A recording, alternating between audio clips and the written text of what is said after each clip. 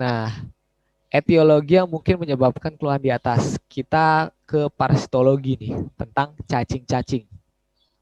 Oke, untuk cacing-cacing biasanya itu secara gejala, untuk terutama cacing yang intestinalis itu nggak ada bedanya. Ya kayak BAB cair, nyeri ulu hati, ini biasanya nggak spesifik. Nah, data objektif yang paling bisa kita andalkan adalah biasanya stadium diagnostiknya, yaitu pemeriksaan telur pada fesesnya, di mana ini berbentuk tempayan. Nah, khas banget ya, tempayan. Ingat 3T, trihuris, tempayan, sama turun. Turun ini maksudnya apa ya? Prolaps ani. Prolaps ani. Jadi biasanya yang menyebabkan prolaps ani itu yang trihuris ini. Nah, tempayan tuh bentuknya kayak gini. Jadi ada dua kutub gini. Nah, ini khas pada trichuris. Nah, sehingga kalau misalnya pada parasit gini, kadang itu bisa disajikan telurnya itu dalam bentuk gambar atau dalam bentuk kalimat kayak gini. Nah, kalau misalnya dalam bentuk gambar sih ya enak gitu. Maksudnya kan kita pernah lihat aja mungkin ingat. Tapi kalau dalam bentuk kalimat, kalau kita belum pernah ngafalin atau belum pernah dengar, kemungkinan kita bisa asing gitu. Nah, jadi kita harus tahu kalimat-kalimat yang menggambarkan telur-telur cacing. Nanti akan saya jelaskan. Oke, pertama kita tata dulu mind map di pikiran kita bahwa helmin ini dibagi jadi yang nematelmintes, ini yang cacingnya bulat-bulat, sama yang platyhelminthes yang cacingnya pipih. Yang nematelmintes ada yang usus, ada yang jaringan. Yang jaringan ini contohnya filaria. Filaria. Yang ini yang paling beken ya Ascaris, ada Enterobius, ada Trichuris, ada hookworm, ya. Ini yang paling bekennya. Nah, kalau yang pipih dibagi dua kan, ada yang trematoda, ada yang cestoda. Nah, kalau misalnya yang trematoda ini contohnya fasciola hepatica atau cystosoma ya yang di Danau Lindu tuh yang di Sulawesi biasanya soalnya khas. Kalau cestoda yang taenia. Nah, ini tata dulu tentang mind mapnya ini, nanti biar lebih enak ngapalinnya. Nah, sekarang kita masuk ke yang tadi ya. Gimana sih kira-kira narasi untuk menggambarkan telur cacing pada soal UKPPD?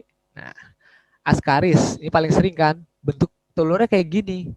Tapi kalau dalam bentuk soal, biasanya dinarasikan dalam bentuk dinding tebal 3 lapis. Oke. Kalau ini trichuris tadi yang tempayan.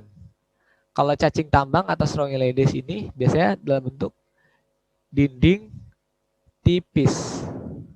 Terus ada lagi yang khas yaitu yang Enterobius vermicularis atau yang kremian yang suka gatal bikin pruritus ani.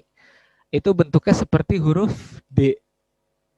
Nah, ini untuk yang nematelmintes yang intestinalis. Yang tadi di bagiannya sebelah kiri. Oke.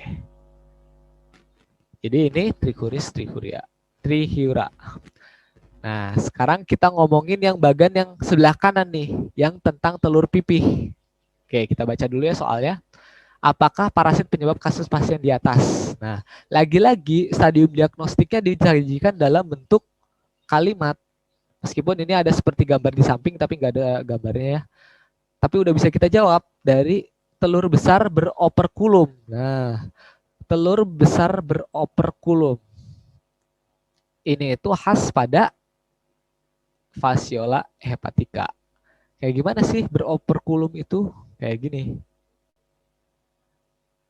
Ya, ini disebut dengan operkulum. Oke. Sekarang kita bahas tentang DD tadi, cacing yang pipih ya.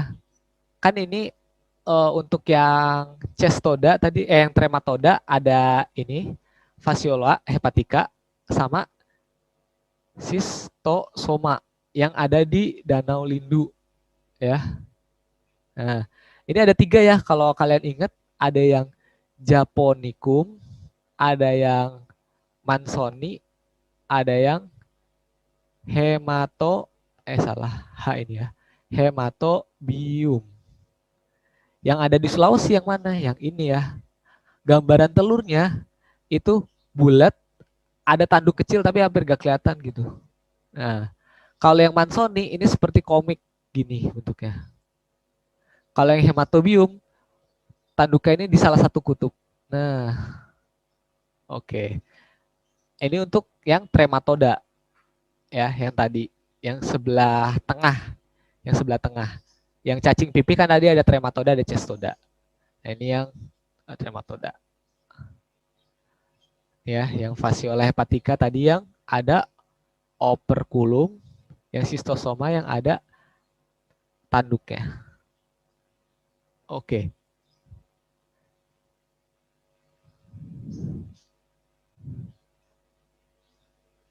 Nah, sekarang cacing lagi nih. Kalau misalnya kita lihat di sini ya, ada keluhan bengkak pada kaki kanan dan skrotum. Bengkak pada kaki membesar perlahan. Elefantiasis ya.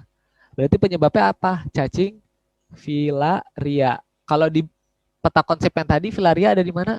Di Nematelmintes yang jaringan, bukan yang usus ya. Makanya tadi kita bahas. Nah, dari SADT, kalau ini stadium diagnostiknya bukan telur. Kalau kalian lihat di siklus hidupnya, stadium diagnostiknya adalah filarianya. Nah, ditemukan parasit dengan inti tidak mencapai ekor dan rasio sefalokaudal 1:1. Nah, ini kata kuncinya. Etiologi yang mungkin adalah, oke, kita bahas. Jadi untuk filariasis ini, untuk ngebedain ketiga spesies ini, itu sebenarnya ada dua cara.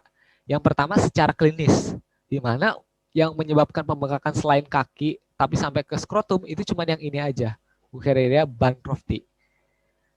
Nah, selanjutnya, kalau misalnya nggak ada data itu, berarti kita harus cek dari cephalocaudal ya, panjang kali lebar di kepalanya. Kalau bancrofti itu 1:1. Kalau Bugemali 2:1, kalau yang Timorid 3:1. Udah itu aja cara ngebedainnya. Gitu. Oke. Oh iya, tuh satu lagi tadi berarti ada yang belum kebahas ya, yang tadi di peta konsep tentang cacing tadi. Kan tadi ini ada yang Nematelmintes yang intestinal, terus ada yang Nematelmintes yang jaringan, itu yang ini filaria, terus tadi ada trematoda udah, yang fasciola sama cystosoma. Terus ada satu lagi di bagian sini yang paling kanan, itu ada yang cestoda. Itu contohnya Taenia ya. Ada Taenia solium sama Taenia saginata. Solium di babi, saginata di daging sapi. Nah, kalau ini bentuk telurnya itu khasnya biasanya disebut dalam soal itu seperti roda. Jadi bentuknya gini. Ini nggak bisa dibedain antara Taenia solium sama Taenia saginata.